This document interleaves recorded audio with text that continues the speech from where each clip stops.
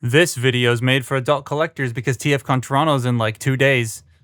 Come say hi if you see me, I'll see you there. This is kind of cool. Old box, new box. I know this is Deluxe, not a Voyager. I don't have a Voyager box to compare, but it's just kind of funny seeing how they've really been following the same structure since like Combiner Wars, because this, I believe packaging started in like Age of Extinction Combiner Wars time, and it's still the same rectangular cardboard box. There's also still yellow plastic shards I keep finding everywhere from that stupid Bumblebee. Let's crack Octane or Octone open. This is what happens when, you know, you use a regular word for someone's name, copywriting it becomes a really big hassle. I don't know why they just didn't do Decepticon Octane, because they do Autobot Ratchet and Autobot Jazz, and that's fine, but whatever, I don't know.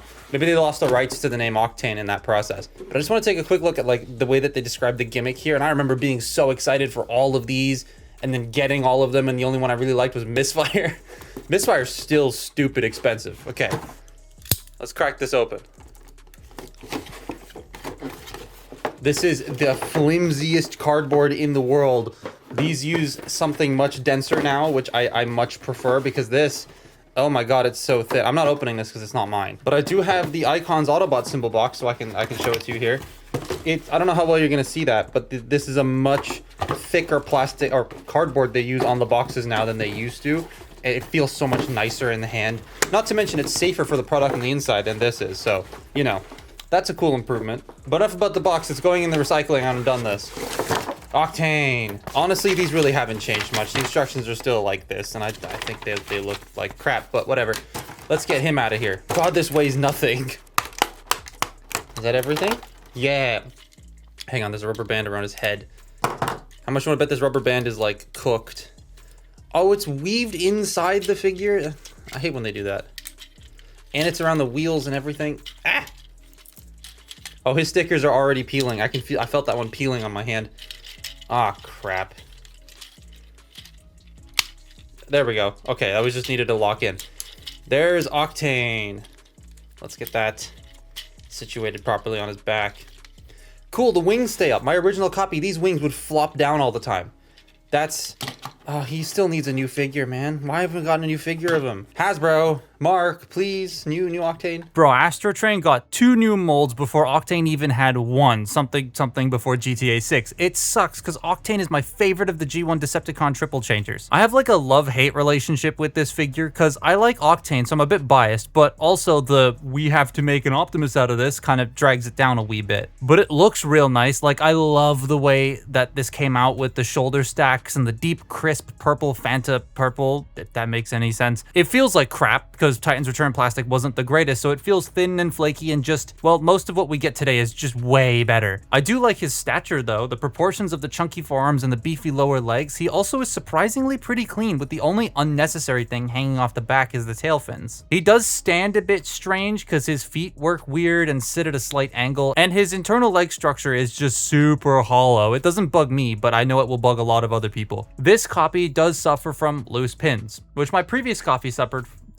That was a tongue twister. Which my previous copy suffered from too. There we go. But this time it's the shoulders. My old one had loose knees. And the wings. My old copy, the wings would not hold up at all. They would just droop all the time. But thankfully, they hold themselves up right here. Bro had trouble keeping it up. Okay, I'm sorry. His gun is cool. Like, genuinely might be one of my favorite Transformers blasters. It hits all the shapes right, and the details are really cool. It's hollow, but the way they did the sculpting kind of makes that cheapness feel intentional, and it looks nice. The other gun, though, is a bathtub. Every Titan's Return figure that had a Titan Master, which was everything but the Legends ones, came with a bathtub gun to fit the head into. Weird gimmick, as then your figure has no head, but then hey, it's a plate feature, I guess. But this is a great time to talk about the Headmaster, or Titan Master as they called them back then. But the whole gimmick of this line was that the heads came off and became little people on every friggin' figure except for the Legends ones. Unfolding him, he has no paint and has a purple head, but the gimmick's cool, and all the Voyagers had this like spring-loaded thing. When you plug the heads in, you press the button on the chest and then things would pop out of the side, or like a mask would fold over the head.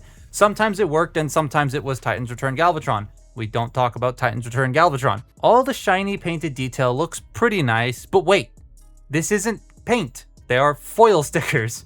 Really crappy foil stickers. I assume it's a budget thing, but the Voyagers and the Leaders had stickers and they were a poor choice. They're just crappy and thin, the adhesive sucks, so they can peel very easily, plus they just don't look the nicest. Also, it's really hot here right now. It's sitting at a crisp 30 degrees Celsius at 10 o'clock in the morning. I don't know what that is in Fahrenheit, but in that heat, because it's been hot like that in Canada for a while now during the summer, I've noticed that the adhesive on the Titans Return stickers just peels off because it's so hot. His articulation is old. The head can only rotate a little bit left and right unless you lower the side sections, then you can do a full 360. It's on a ball joint, but you can't really look up or down or tilt because there's a whole person in the head. The shoulders can also do a full 360 and the wings can move out of the way to accommodate that. They can go in and out. You got bicep swivels, single jointed elbows, and then nothing at the wrist. There is no waist joint either because of how the crotch slides, but the crotch slides do with that as you will. The hips can go forward, they can go back, they can go in and out. You've got thigh rotation, single jointed knees, and basically nothing at the feet. So yeah, an okay posing experience out of this thing. From the time it was normal, serviceable, and passable, but man, do we need a new one now. And the transformations, they aren't the greatest either. The wings get in the way a lot in the truck mode, and getting things lined up in jet mode can be a wee bit poo. I'd say let's start with the truck mode first though. I forgot how difficult this game was. Anyways, truck mode. It's kind of interesting in how everything works, but these tend to not like to work properly. The first thing, also the instructions aren't the greatest. I just remember that from back in the day. I kind of struggled reading them. But first thing you want to do is fold the hands in, and that'll form the front of the truck, which is actually kind of cool. Then we're going to take the head off. That has to come off. We're going to put them in like a seated position and just leave them.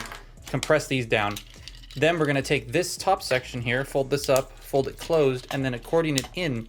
And it's gonna sit like right there. Then you're gonna take the arms, rotate them 90 degrees, and these painted tabs, they're painted for some reason, are gonna go into these slots right here.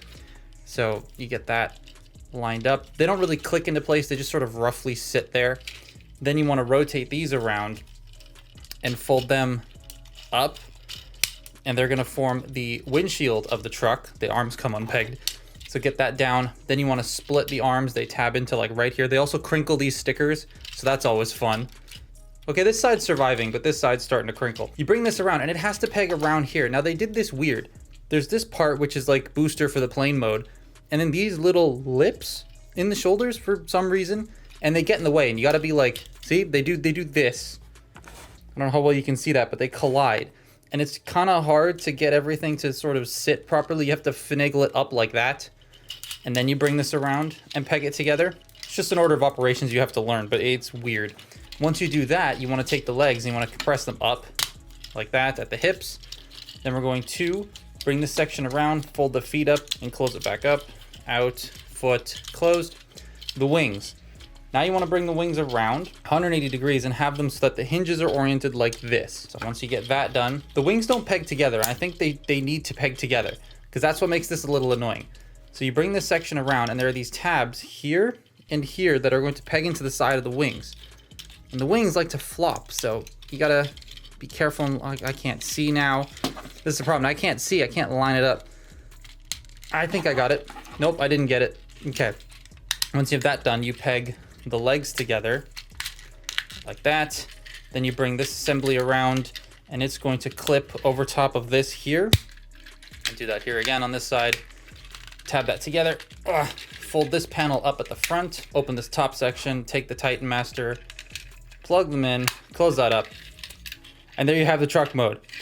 Everything's fine except for these bits here. They do stick out as well. It's kind of funny. Got a little poo. Okay, so the transformation, like I said, isn't the greatest, but the fact that that rectangular robot turns into this good-looking tanker truck, like it stretches and slims and rounds itself, it's so cool. I love how the cab is a different color from the rest of the truck. And yeah, I know I gave the stickers crap, but the stripe down the side does look very nice. The back of the truck is a bit of on the the back of the truck is a bit on the messy side, yes, but I think for what this is, it does an amazing job at making the truck look clean enough. I love the smokestacks and the front grille and the details along the side. And like I said, you can see the Titan Master up here in this clear purple section that totally doesn't look like Scourge's disc launcher. The weapons just poorly plug into the side, but now you have a tanker truck with a sidecar, I guess? Rolls pretty well for being on clipped wheels. Now every triple changer has had that one mode that always suffers hard. This one has a pretty decent robot mode and a very nice truck mode, so by process of elimination, the plane mode should be the one that suffers, but it kind of doesn't as much as you'd think. So it's probably easier to go from truck mode to plane mode, and what the first thing that's really cool is you take, because the cockpit of the plane is back here,